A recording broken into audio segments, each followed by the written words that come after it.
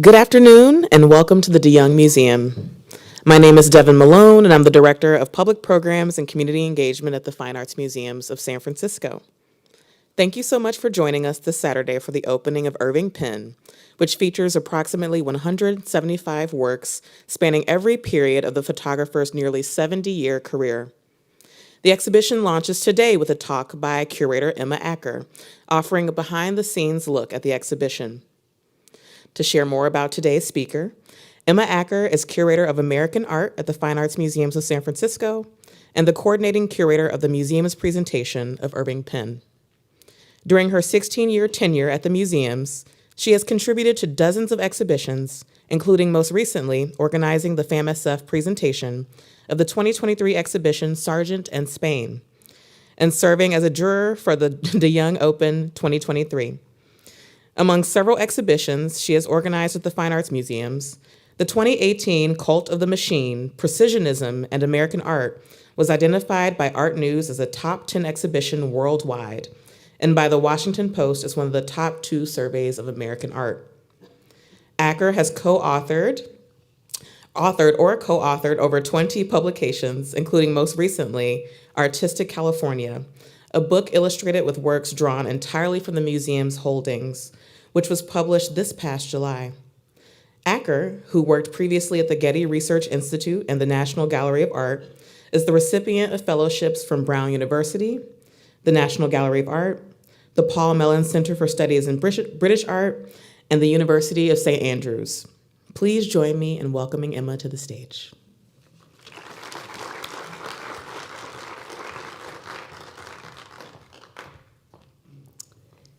Thank you so much for that introduction, Devin, and thank you so much to you and your team, who I believe are all here, your fantastic team, Maria, Rosario, and Rocio, for creating such fantastic programs for the Fine Arts Museums across our 2 institutions, the DeYoung and the Legion of Honor.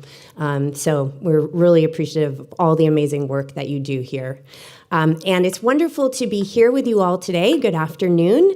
I'm really delighted to give an overview of the exhibition Irving Penn, which has just opened here today at the DeYoung and our Herbst exhibition galleries. And if you haven't had a chance to walk through them, I encourage you to do so after the talk or on another visit. It's really incredible to experience these artworks firsthand.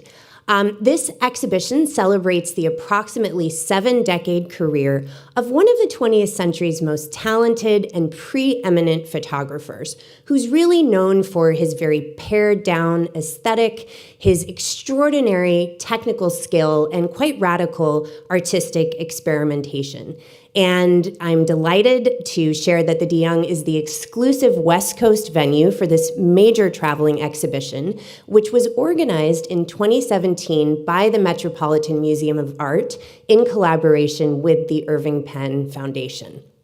Penn was a superb photographer of style, and he was really celebrated over the course of his 66-year tenure with Vogue magazine, where he revolutionized fashion photography in the post-World War II era, using neutral backdrops to really emphasize his models' character through their gestures and expressions.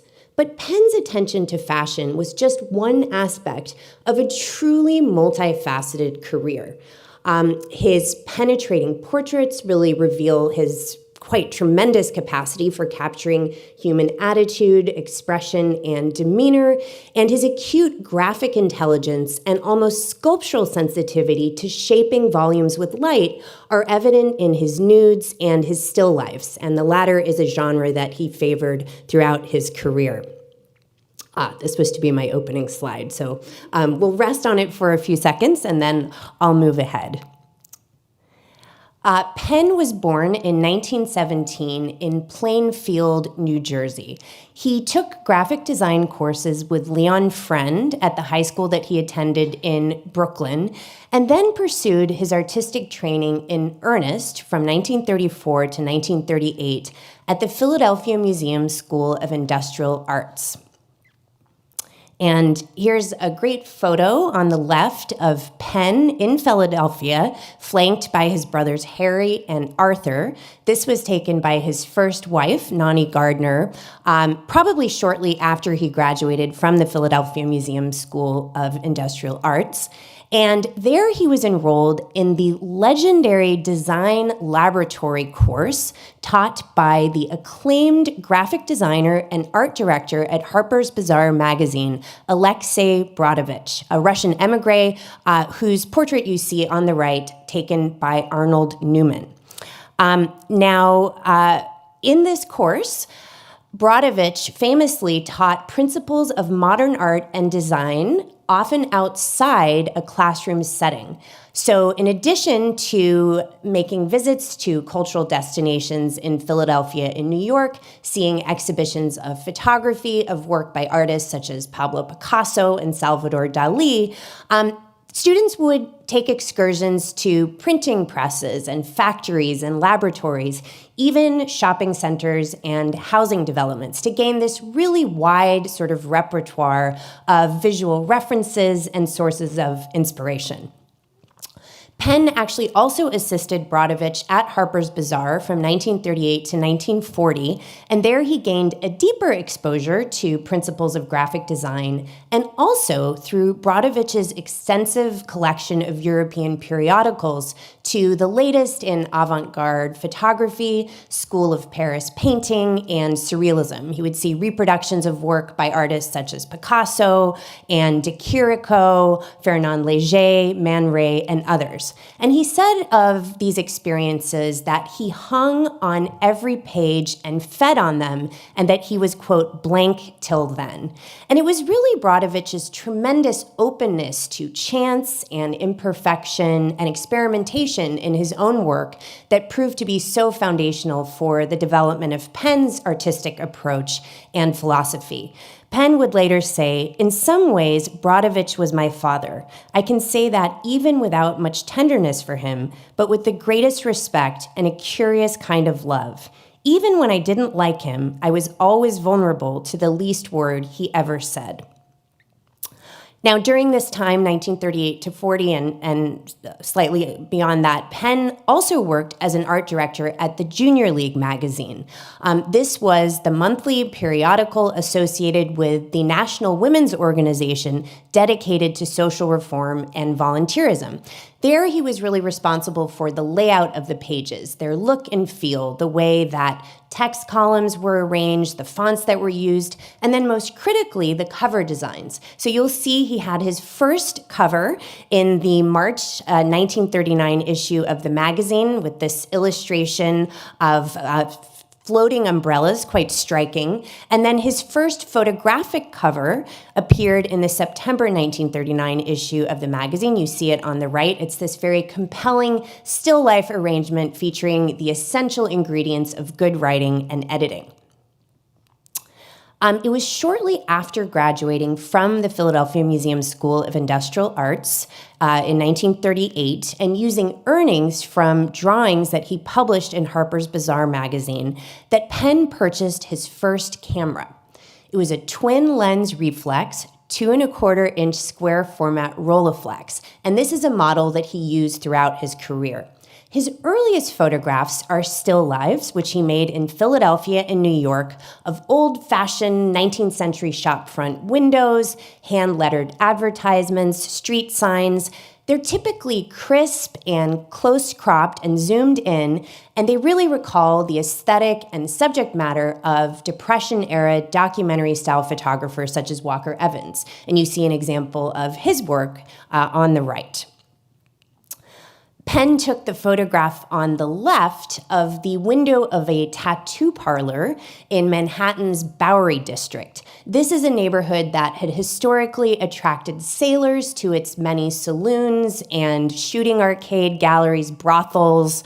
And as this kind of bizarrely floating black eye in the upper register of the composition indicates, the establishment also provided its assistance to its clientele with covering up the bruises that they may have incurred during barroom brawls. The work on the right, also to my eyes, has a slightly surreal and somewhat menacing quality, with this hulking shadow of the photographer in the foreground, and then hovering above this outsized shadow of a key, and beneath it, a relatively smaller but still implausibly large outline of a revolver. So these somewhat sinister narrative associations, but no definitive storyline. And this open-endedness is a kind of hallmark of many of Penn's still lifes. Penn took the photograph on the left when he traveled through the American South en route to Mexico. Penn became an art director at Saks Fifth Avenue in Manhattan in 1940, but shortly after the Japanese attack on Pearl Harbor in December of 1941 and subsequent U.S. involvement in the Second World War, he decided to leave this job and his other at the Junior League magazine and spend a year painting and traveling and living in Mexico. He said, quote, "I very much wanted a change of work. I had for a time been making sketches of paintings I wanted to do, and I longed to wander in strange places without the discipline professional work demanded. Europe was at war, and Mexico seemed a possible alternative, accessible and within my limited means." Now, the photograph on the right was taken of Penn in Mexico by Nani Gardner. She accompanied him there, but they would divorce a year later, and he stayed on living in the town of Coyoacan on the outskirts of Mexico City. And you can see some of his paintings above him here in this image, but unfortunately, none of his painted compositions survive. Only the photographs remain from this period. Penn made the photograph you see at left when he was stationed in Italy during the Second World War.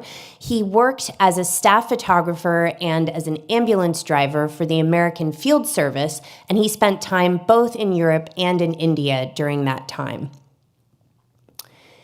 2 years prior to undertaking this volunteer service during the Second World War for the U.S. Army, Penn was hired in 1943 by Alexander Lieberman, Vogue magazine's art director, to become an associate in the magazine's art department.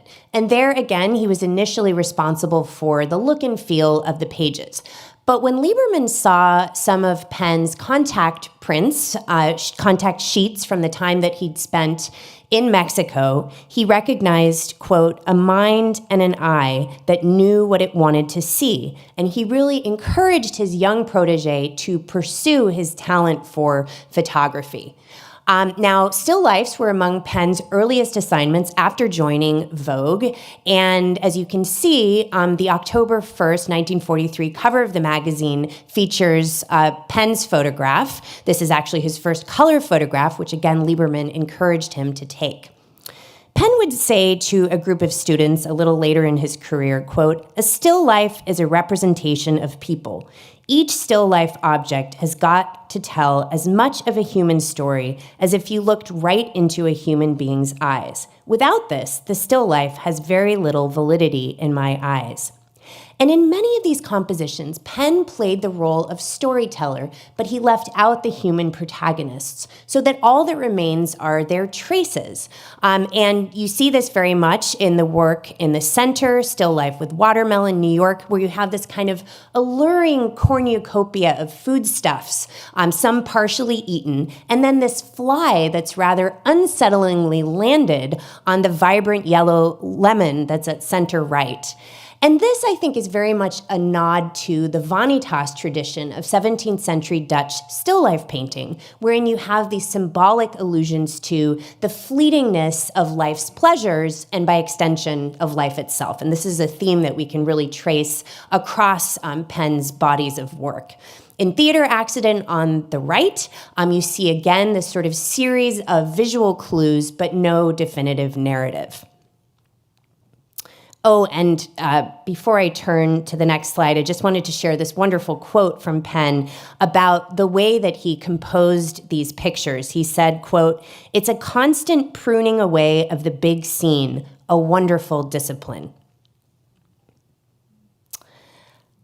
Penn's career with Vogue really received a tremendous boost when Lieberman asked him to make a series of portraits of famous personalities. Now, these sitters were chosen for him, but he made decisions about the set, the lighting, and the conduct of the sessions, which was actually quite rare for a photographer in his day. And he found that cornering his subjects between two angled stage flats was a really effective way to control the interactions and heighten the drama and the psychological impact of their poses and gestures. He also really wanted to underscore the artifice, the constructedness of studio portraiture by using sets with this unfinished aesthetic, and also by highlighting the foreshortening distortions of the camera's lens. So that, for example, in the portrait of Joe Louis on the left, you see that the boxer's shoulders read as extremely narrow and his feet as absolutely enormous. It's interesting to note that Penn actually had aspired to a career in baseball as a youth. And I think we can think somewhat of the batter's box, a similar kind of form where a similar contest of wills takes place, perhaps, as that between photographer and sitter.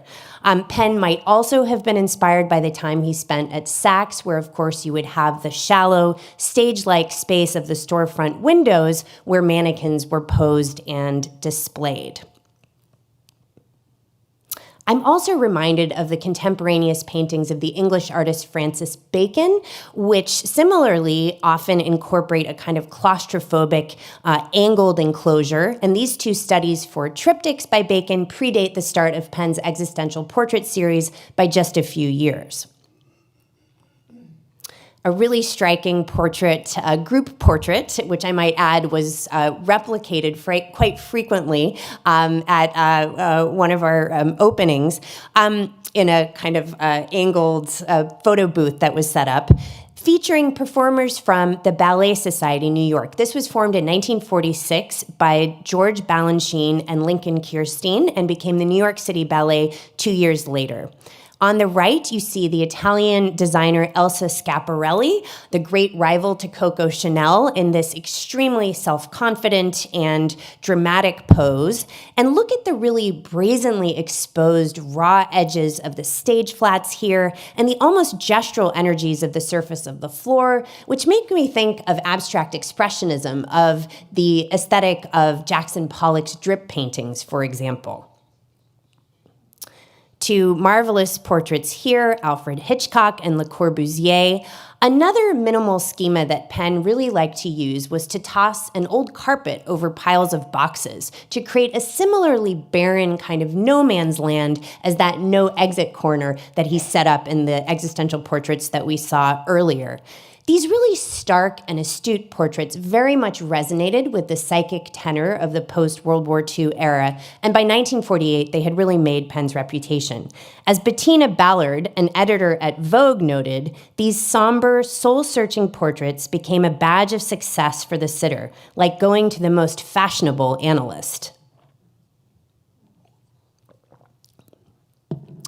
With the Second World War and rationing over, the pages of American fashion magazines absolutely exploded with the chic new styles from Paris, London, and New York. And the public was really hungry to see these types of images. Once Penn's prowess in portraiture had been established, Lieberman really encouraged him to take up fashion photography, to buy an evening jacket, and to attend the collections, the highly anticipated showings of Parisian couture. Working in an old top-floor Paris studio, Penn captured the latest looks from this time, the cinched waists, the often full skirts, at times eccentric hats, by designers like Christian Dior, Cristobal Balenciaga, Marcel Rochas, Jean Laforie, and others in his very elegant photographs from the time. Penn was, of course, an outsider to this culture, but he still recognized the really vital role that haute couture played as a thread in the rich tapestry of French culture that was being rewoven after the brutal occupation years as the nation really struggled to redefine and reassert its identity. Look at the wonderful luminosity of these works, the rich contrast between light and dark. Penn was very sensitive to the setup and orientation of his studio spaces. He said, quote, "I share with many people the feeling that there is a sweetness and constancy to light that falls into a studio from the north sky that sets it apart from any other illumination.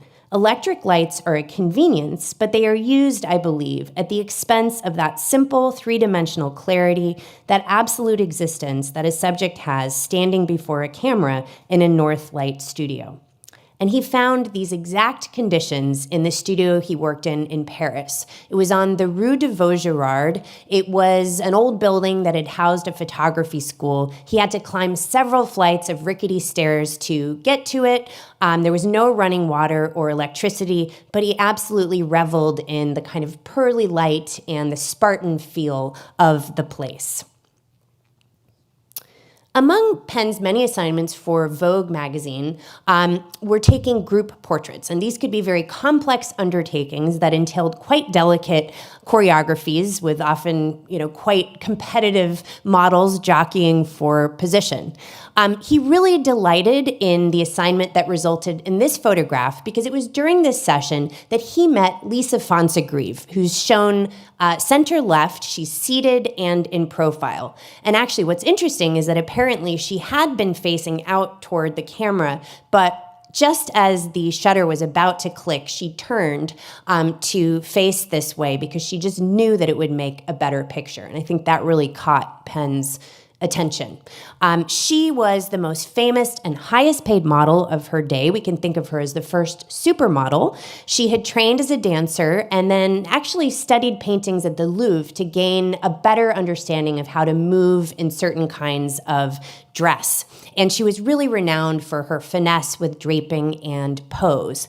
She and Penn had a tremendous amount of respect for one another's crafts. And actually, they were married 3 years after he took this photograph in London. And I just want to call your attention to this wonderful wad of crumpled paper that you see here in the foreground, tissue that had perhaps housed a hat or a garment of some kind. But again, it really calls attention to how constructed the scene is. And there's this marvelous tension between the glamour and the elegance of the models and their attire, and then this kind of rough-hewn workaday space that they're posed in. Fonsegrive went on to appear in many of Penn's most iconic photographs from this time. Here she's shown at left in really elegant profile, silhouetted against a time-worn theater curtain that Penn liked to use as a neutral backdrop. A studio assistant procured it for him in 1950. It had a kind of cloudy and slightly mottled texture, and then this dramatic, sort of sweeping, seamless upward curve. And what's interesting for me is that it actually recalls, to my mind, to a certain extent, the types of backgrounds that you find in early 20th century theatrical portraits, such as the one taken by Adolphe de Meyer of the dancer Václav Nijinsky, which you see on the right.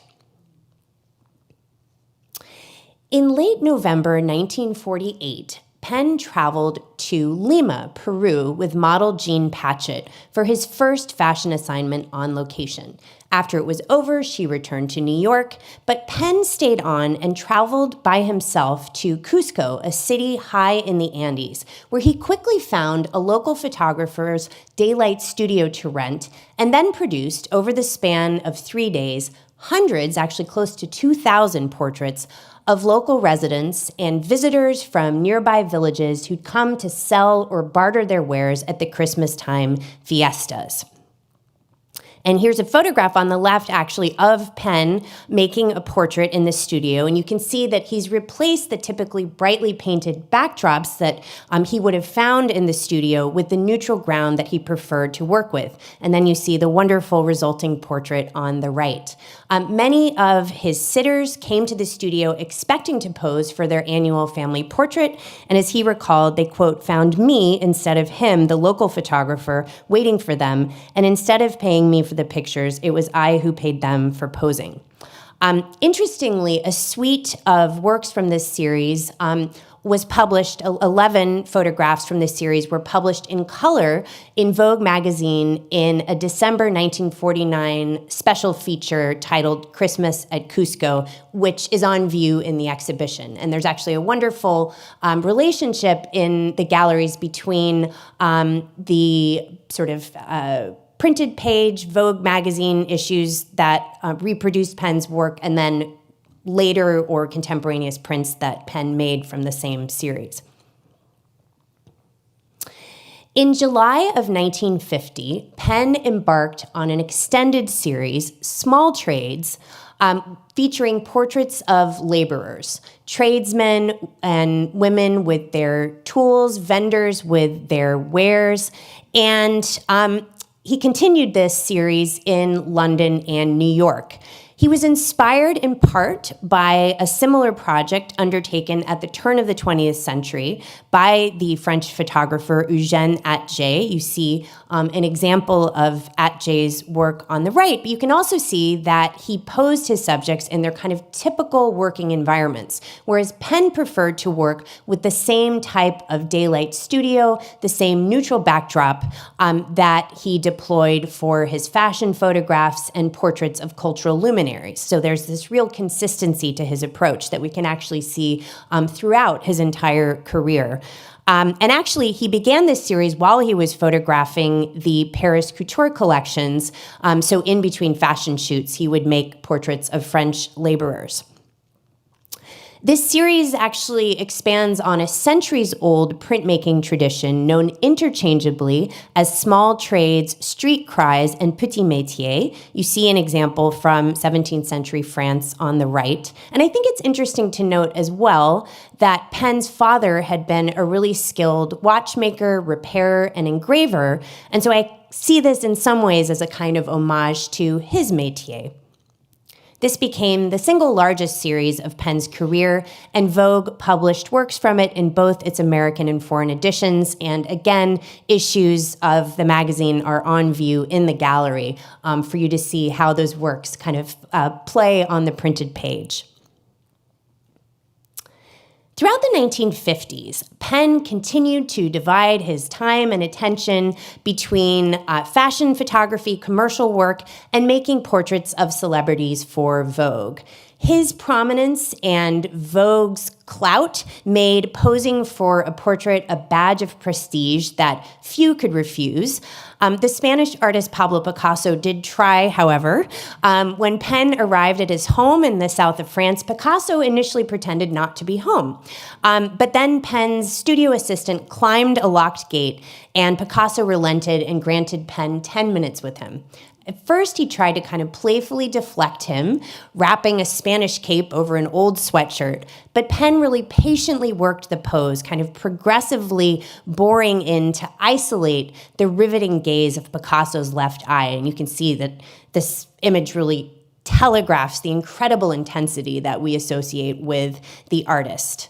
Penn's typical sort of process for making portraits was to arrive dressed comfortably in blue jeans. He would try to set his sitters at ease over coffee. He would speak softly to them to kind of support and encourage them over the arc of the session. And he would really try to gradually melt away their defenses and get at the essence of what he perceived to be their personality or demeanor.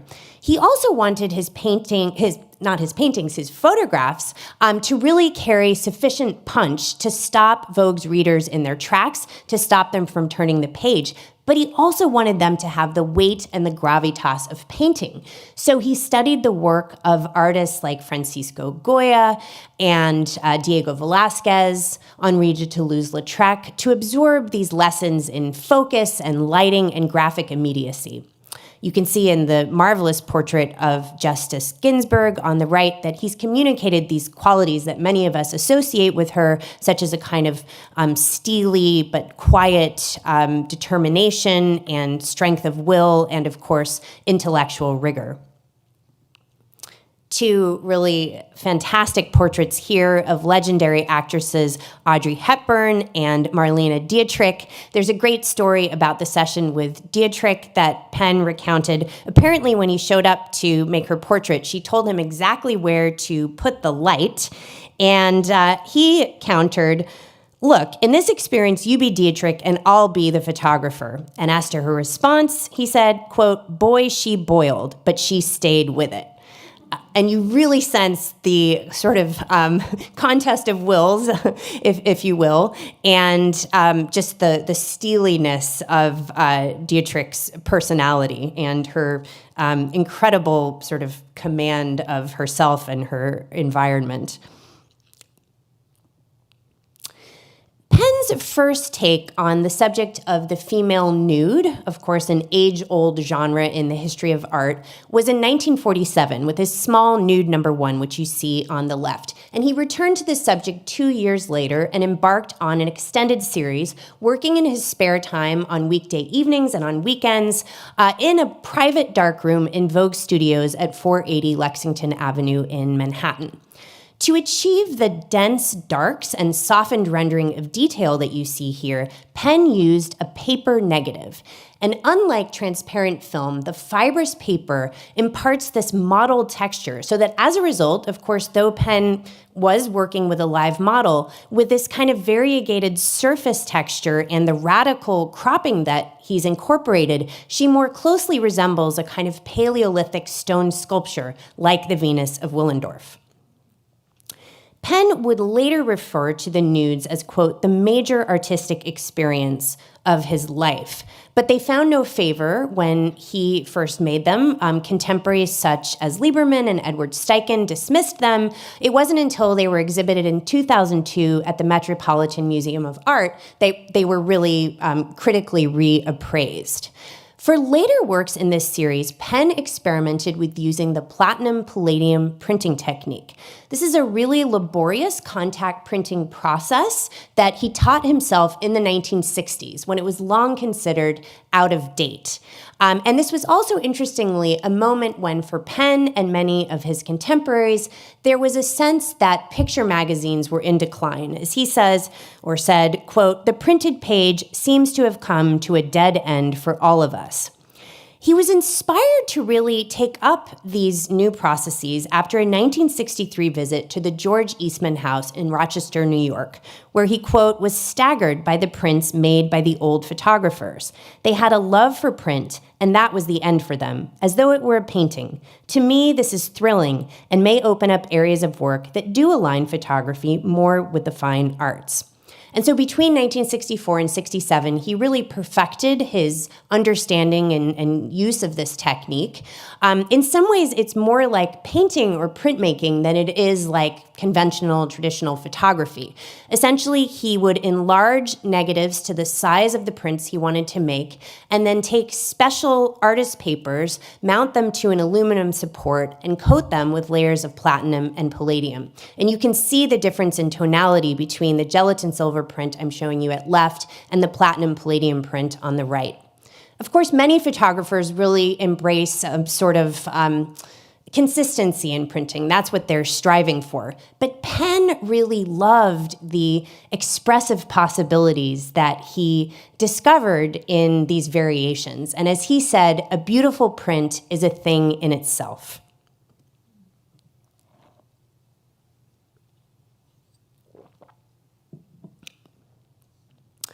Beginning in the mid-1960s, artists, writers, and musicians began moving to San Francisco's Haight-Ashbury neighborhood, really with the hopes of creating a new social paradigm, one freed from the constraints and prejudices of previous generations. And by the summer of 1967, during the highly publicized so-called Summer of Love, more than 100,000 young people had moved to this part of the city. Many were united in their opposition to the Vietnam War and their rejection of the materialist and conformist values of mainstream America. That year, Penn proposed to the editors of Look magazine a story focused on the countercultural movements that were coalescing on the West Coast. And he recalled of the inspiration for this series, quote, "In 1967, there was word coming out of San Francisco of something stirring, new ways of living that were exotic even for California. People spoke of a new kind of young people called hippies and of an area where they had begun to congregate called Haight-Ashbury. They seemed to have found a satisfying new life for themselves in leaving the society they were born to and making their own. There was talk of drugs, communal living, and group sex. There were a new kind of music and new musicians, and accompanying the music, there was a new visual form, the light show." And Penn's portraits of hippie families, Hells Angels, and local rock bands were commissioned by Look and appeared in a January 9th, 1968 issue of the magazine, which is on view in the exhibition, in an 8-page feature titled The Incredibles. And Penn's photographs are accompanied by his own captions. Of his portraits of, quote, two beautiful young hippie families of San Francisco, Penn wrote that they, quote, lived a domestic existence in charming tiny houses filled with curios and cult symbols. And you can really see how sensitively he's portrayed his subjects here, really capturing the intimacy of their romantic and family bonds, and also their unapologetic nonconformism and really unconventional style trends. In many ways, we can really see these as fashion photographs. And it's interesting to note that the man featured in the portrait on the left is Alton Kelly, the legendary artist responsible for many iconic rock album covers and posters of the era for bands like the Grateful Dead and Big Brother and the Holding Company, who appear in the portrait at left. You've got Big Brother and the Holding Company with Janis Joplin on the left of this work and the Grateful Dead on the right-hand side. Of course, these bands, along with others like Jefferson Airplane, really pioneered what became known as the San Francisco Sound and provided the soundtrack to the 1967 Summer of Love. We have another really dynamic group portrait on the right of Hells Angels, members of the International Outlaw Motorcycle Club, formed in 1948 in Fontana, California, whose participants typically ride Harley Davidsons. Penn had some great stories about photographing these subjects. He had actually rented out what he described as a vast barn of a building in Sausalito, and he'd set up a makeshift studio on the second floor. He constructed a concrete wall to use as a neutral backdrop. You can see it and the edges of it in some of the photographs from this series. And he told the Hells Angels to ride on up the freight elevator of the building on their bikes and immediately begin posing, just ride out on their Harleys to the studio. He described them as, quote, coiled springs ready to fly loose and make trouble. And he said that, quote, when the experience was over and their screaming bikes went down the road, I breathed my deepest sigh. Immediately after the Hells Angels finished posing, and now for something completely different, members of the San Francisco Dancers Workshop arrived to perform their piece, The Bath, in the nude. And Penn captured the intensity and intimacy of this performance in a really stunning series of photographs. And I'm really pleased to share that the Fine Arts Museums recently acquired 5 photographs from this series, all of which are on view in the exhibition. And this group was co-founded in 1959 by Anna Halprin here in the Bay Area, along with the dancers Yvonne Rainer, Simone Forti, and Trisha Brown, the composer John Cage, and the artist Robert Morris. And really their goal was to expand traditional notions of dance to take a much more interdisciplinary approach to the art form. And dances were often participatory. They were shown outside of traditional performance settings, as of course was the case here. The woman you see in the photograph on the right is actually Halprin's daughter, Daria. She was in an Antonioni film in this era, which wasn't particularly well received, but I think she was great in it. And she appears on our audio guide for the exhibition, sharing her recollections about what an incredibly exciting and creatively fertile atmosphere there was here in the Bay Area in the 1960s and how great it was to be a part of that moment. I'll just note also that these photographs were not included in the Look magazine article. Perhaps they were deemed too risque, but Halperin absolutely loved them, and she contacted Penn in 1995 and requested that he print a series of them for her archive. For the works in a series he titled Worlds in a Small Room, Penn traveled between 1967 and 71 to a variety of locations around the world, including the Republic of Dahomey, now Benin, the country now known as Papua New Guinea, and the Kingdom of Morocco. And he took with him a custom-designed portable tent to use as a portrait studio. It wasn't his intention to echo stereotypes of ethnographic photography, but nonetheless, Penn's identity as a foreigner and his isolation of the sitters against a blank ground inevitably recalls such problematic colonialist traditions. And these works from the series, were actually reproduced in color on the pages of Vogue magazine between 1967 and 71 by the magazine's editor-in-chief, Diana Vreeland, where they really tapped into a growing fascination at the time among the magazine's predominantly white readers with indigenous cultures, which were typically viewed through an exoticizing and colonialist lens. And so I've really had the great pleasure of working with colleagues here at the museums, our Director of Interpretation, Abram Jackson, curators in the Department of Africa, Oceania, and Art of the Americas, Natasha Becker, Christina Helmick, and Hillary Olcott, to thoughtfully develop an interpretive framework to accompany these photographs in the gallery. And we solicited contributions from a number of interpretation partners based around the world who have familiarity with the diverse cultures portrayed in the series and who've offered fresh insights into the cultural practices that are represented, and also a critical lens through which to consider questions about the agency and representation of the sitters. And so I invite you to really look out for these texts in the galleries. I think they are a really wonderful contribution from the Fine Arts Museums to this presentation. And as an example, I'm just going to share a contribution from one of our interpretation partners, Papua New Guinean scholar, artist, and curator Dr. Michael Mell, who reflects on the practice of bilas, or body adornment, that's represented in Penn's New Guinea Man with painted-on glasses.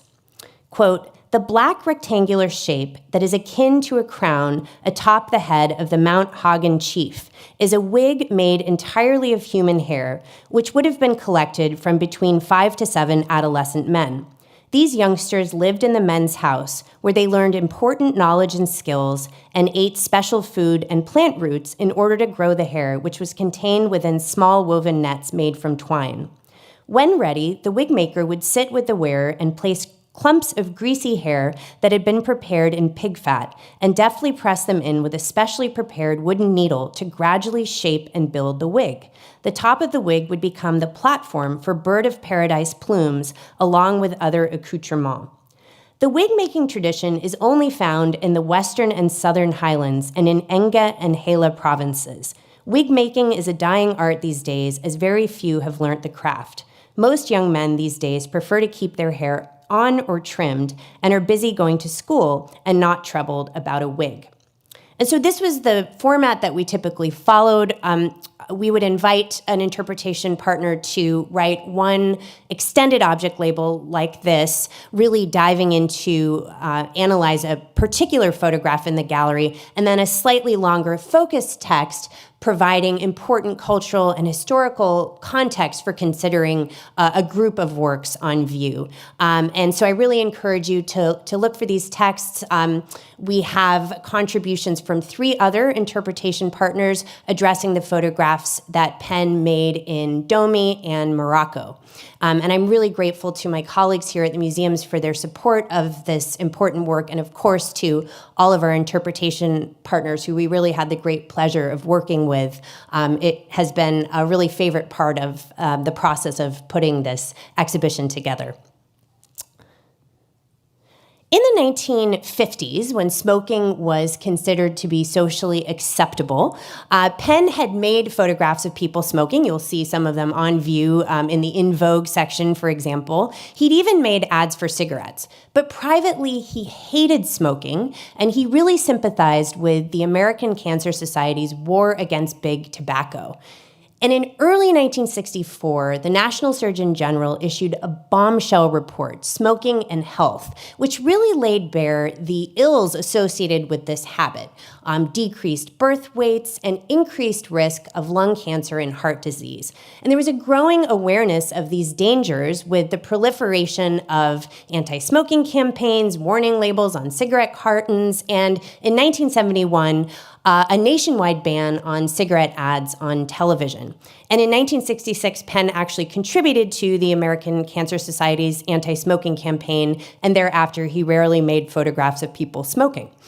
Now, changes in attitudes towards smoking were just one of many belief systems in major upheaval in the United States in the late 60s and early 70s as the nation really grappled with the devastations of the Vietnam War, the brutality of the race riots that swept across the country, and then at a local level, New York City was racked with crime and strewn with debris and really on the verge of bankruptcy. And it was against this backdrop that Penn learned that his mentor and father figure, Brodovich, who had never been without a cigarette during his lifetime, had died of cancer. So in 1972, he embarked on the series Cigarettes, and he essentially went around Manhattan and collected discarded cigarette butts from gutters. He actually took a pair of tweezers with him to pick them up, and laying them out to be photographed, he saw these uncanny resemblances with them singly and individuals, and then gathered together with a nation undone by corporate and governmental greed and negligence and irresponsibility. And he printed these works large scale and in platinum. This was the only series that he took up exclusively in this format, really underscoring, I think, the personal resonance that these works held for him.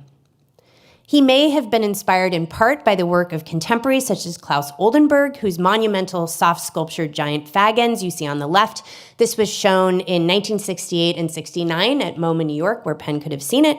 And then in 1970, Philip Guston had a show at the prestigious Marlborough Gallery in New York, where he showed the results of his recent radical shift to representation, including a day's work, which incorporates large-scale hooded Klansmen along with symbolic evocations of their evil and criminal behavior, including bottles of booze, amputated legs, garbage, and cigarette butts. So these artists and others, like Robert Rauschenberg, were really celebrated for their incorporation of, their representation of detritus in their work. But when Penn showed the cigarettes at MoMA in 1975, they were absolutely reviled by the public and critics alike. This may in part be because Penn was associated in the minds of many with sort of glamorous fashion photography and commercial work, but I think it's also because the battle for the acceptance of photography as an art form was really only half won at that point in time.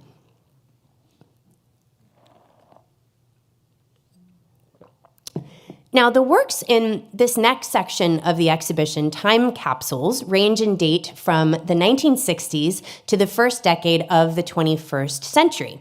The expressions of 60s modernity, like this brazen metal body bridal sculpture, that's a bit of a mouthful, that you see on the left, worn by model Marissa Berenson and designed by Emmanuel Ungaro, really kind of embody the so-called youthquake years of the swinging 60s. This was a term coined by Vreeland to describe the predominant influence of young people on culture at this time.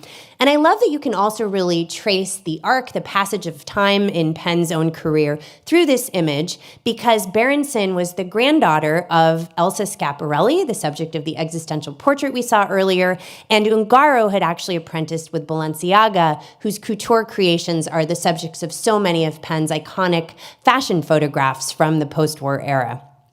He achieved this brilliant white backdrop that you see in these two works here by using strobe lighting. This is something he really embraced in the 1960s. You see a really arresting portrait of Alvin Ailey Jr. on the left, the American dancer, choreographer, activist, and educator, who founded the Alvin Ailey American Dance Theater in 1958 and its affiliated Alvin Ailey American Dance Center in 1969. And the latter really carried out his vision of supporting Black artists and really preserving the uniqueness of the African American cultural experience through dance. And then on the right, you see a portrait of the Japanese designer Issey Miyake. Penn first photographed one of Miyake's garments in 1986 and went on to forge a collaboration with him that lasted until 1999. Essentially, Miyake would send him his latest creations, and then Penn would be very inspired by their novelty, their structural virtuosity, and he would create a series of abstracted responses to them, which apparently delighted Miyake, and he sort of eagerly awaited the results. Here you see a technical sheet for these works that Penn made, which really gives you a window into the rigors of his creative process. And Penn really engaged in personally satisfying side projects like these throughout the 66 years he spent with Vogue, which allowed him to stay creatively inspired during this time. And he particularly explored his greatest and first love in photography, still life. Here you see these two wonderful studies of metal forms, which really reveal, I think, his fascination with exploring the tensions between flatness and depth. Penn actually produced 4 major still life series between 1975 and 2004. I don't have the chronology correct, so don't quote me on the chronology, but they are street material, archaeology, underfoot, and vessels. And we have examples from these series on view in the last gallery of the exhibition. And you can see that he's focusing on these discarded and decomposing materials, which really fascinated him and show his very complex understanding of beauty, which encompassed the inevitability of death and decay. And this perspective was really heightened by his own advancing years and by the death of his wife in 1992. He actually sketched or painted many of these subjects in his spare time. You see him in his painting studio on the left and one of his painted compositions on the right. Penn was first commissioned to make portraits of flowers in 1967 by Vogue, but he became really enamored of this subject and continued to feature flowers in these so-called portraits. And as he said, quote, "My preference is for flowers considerably after they have passed that point of perfection, when they have already begun spotting and browning and twisting on their way back to the earth." So again, this sort of vanitas theme, the ephemerality of existence, a focus on the cycles of life and death, exquisitely beautiful images, but that contain that sort of duality within them.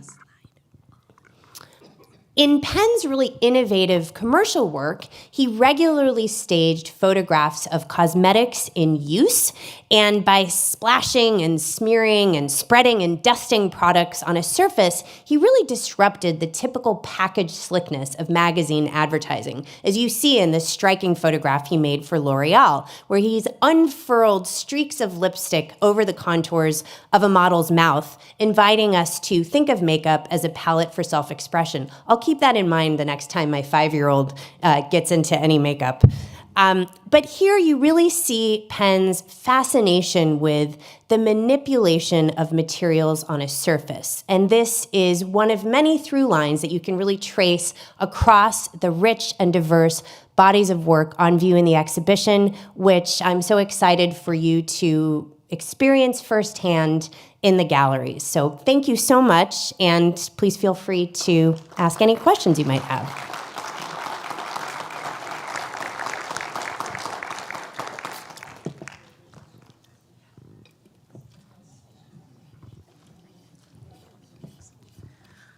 I noticed a lack of technology. Was he making a statement by just focusing on the human form and natural things like chickens and fabrics and things?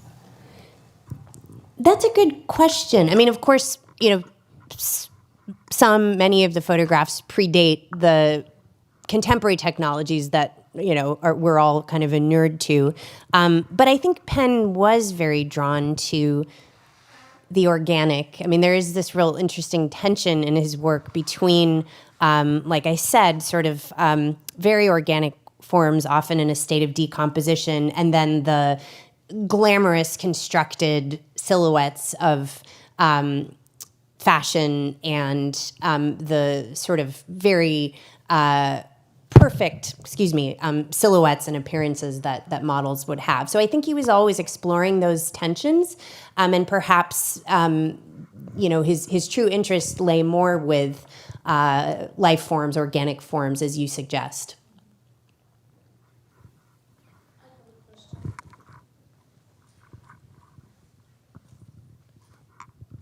Thank you, Emma, for doing such a wonderful presentation. I saw the exhibition yesterday and I was totally blown away. So also loved your picture in the corner. My question is that most of his photographs are controlled. Did he ever just walk on the street and took pictures randomly? Thank you. That's a great question. It's great to see you. I think I may not be able to speak to this with as much expertise as the organizing curator can, but my sense is that the earliest sort of documentary style still lifes that Penn produced reflect more of that kind of spontaneous engagement with subject matter, although of course the way that he prints those works involves a high degree of control and selectivity. But he didn't stage those works in the same way that he does with later still lifes. I mean, he came across an amazing example of signage or, a hand-lettered advertisement, and it caught his eye. So I think that represents a slightly more impromptu encounter with subject matter, and then it's really in the works that follow that you see him very carefully setting up his scenes.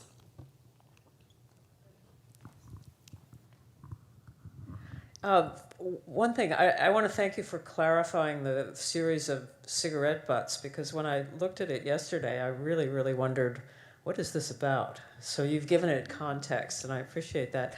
I had questions about his thinking of photographing the figures in New Guinea and Cusco particularly against a black background. Was he being the anti-National Geographic without the sort of, this is what the natives do in reality, sort of clutter, and just focusing on the personality, the human in the photograph? Can you elaborate on that?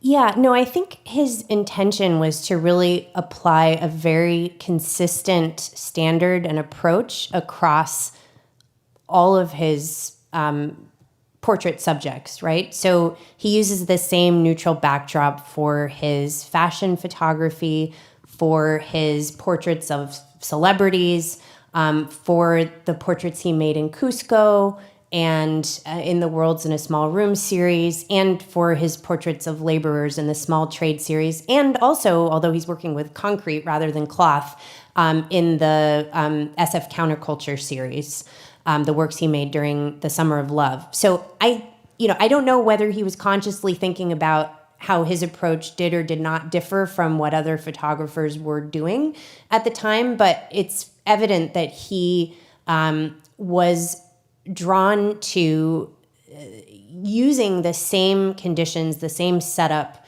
across all of these bodies of work, and thinking of them as being very much on an equal footing and of equal importance, artistically and, in terms of the people that he's portraying.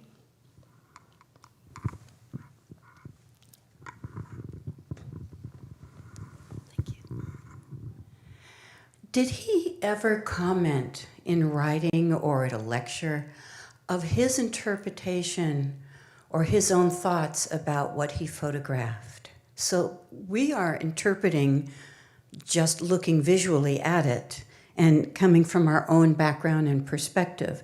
Did he offer interpretations to carry on in history? Yeah, that's a great question. I mean, there are actually a good deal of great quotes from Irving Penn. We've featured a couple of them on the walls of the exhibition. There's one at the end of the show that speaks to the relationship he perceives between photography and his own mortality, which I think is really apt because many of the works in that gallery sort of deal with these vanitas themes of death and decay. He actually included many of his own reflections and writings in publications such as the 1974 book Worlds in a Small Room, which features selections from many of his trips around the world, including photographs from the Summer of Love series and from the series that we're featuring in the Worlds in a Small Room gallery. And the photographs are accompanied by his own captions. So many of the quotes I shared in the lecture actually come from that book. And then we have quotes that have come to us through lectures he's given. So he did speak about his work and his relationship to it. The sense that I have, never having met him myself, is that he was quite soft-spoken and was not interested in being in the limelight.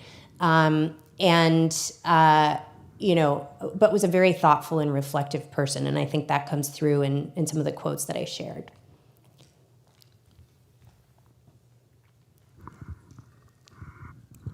Thank you so much. Your knowledge about the subject and the exhibition is fantastic, so thank you. It's really great to hear. I had a couple questions. One, was he on staff at Vogue, or was he was on staff?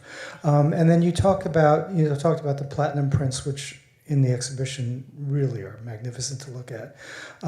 You mentioned about paper negatives, and I wasn't familiar with that term. Could you explain what that is?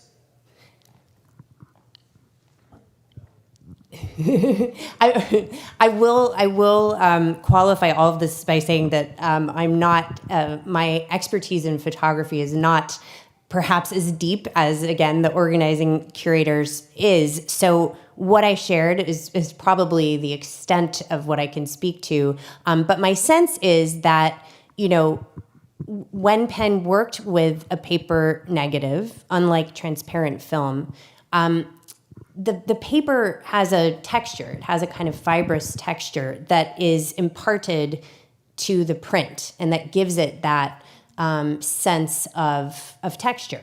And so it was, I think, what we find with Penn's embrace of these kinds of materials and processes is a real interest in emphasizing the materiality of the print, the objectness of the photograph. And this is important because, here he is an artist who's working with fashion magazines, with picture magazines like Vogue, where images appear, they're laid out on the flat, glossy pages of a magazine. You don't get that sense of materiality that you do when you're looking at one of his prints and you see the incredible richness of the surface. And it's also important because this is a moment when, as I mentioned, photography had not been well established as a kind of saleable art form. There wasn't a huge market for photography throughout much of Penn's career. And I think he really helped to establish a real appreciation of the photographic print as a unique object, as an object with an aura, in the same way that a painting has. Partly because of his interest in really playing with surface texture and really pushing the boundaries of the medium. So, I can't get too much depth about the paper negative itself. I hope that helps to answer your question about sort of what he was after. Thank you. I have a question. You started to talk about the marketplace and his work. And can you estimate to what extent he was working on assignment for magazines? And was there a point where he broke away from that and would work on his own without an assignment? Yeah, absolutely. I mean, I think what's interesting is you see at every turn, he was often working on assignment. I mean, that was a sort of constant in his long tenure with Vogue magazine.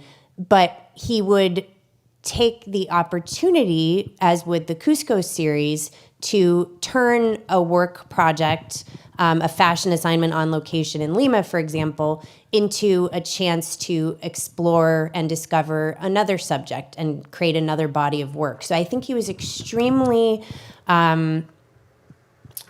sort of dogged in his search for artistic renewal and reinvention, and always sort of pushing himself to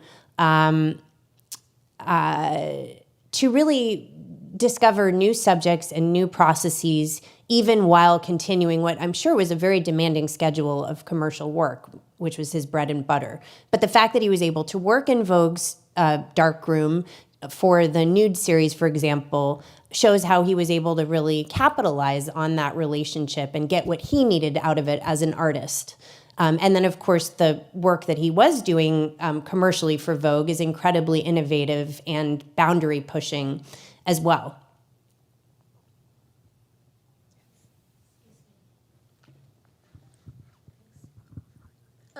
I'm just curious because this was his, as an artist and as a profession, this was his life. And then he marries this woman who's got an amazing career and profession. As a person, what was he like? That's a great question. And again, I did not have the pleasure of meeting him in person, but from everything that I've heard, he was a really lovely human being, very, very thoughtful and incredibly sort of laser focused on and dedicated to his craft, but also very sweet and, a pleasure to be around and to work with. I mean, there's anecdotally, it seems that many people who had the opportunity to sit for him found it to be a really positive experience. And he was, by all accounts, very, very measured and calm and soft-spoken. And it wasn't this sense of being sort of overpowered by the photographer's personality and vision. It was drawing out the subject's personality and letting it sort of organically rise to the fore. So I think he sounds like a really lovely human being. Hi, it was a wonderful presentation. I wanted to thank you. And I was wondering how much he was influenced by photographers like Steichen and Stieglitz.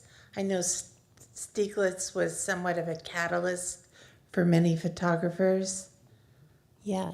Or if he knew them. That's a great question. Yes, well, it was that visit to the George Eastman house in 1963 that really turned him on to the possibilities that the print techniques of these older artists offered. So he was absolutely inspired by those examples and by the work of other artists of their generation from a technical standpoint. And I think, he was extremely, he absorbed and embraced the lessons of a really wide range of artistic influences, beyond photography, of course, too. He was very interested in what was happening, as I mentioned, in the sort of the world of pre- and post-war art. And I think he was somebody who was constantly synthesizing new ideas and influences and older ideas and influences. Thank Thank you so much.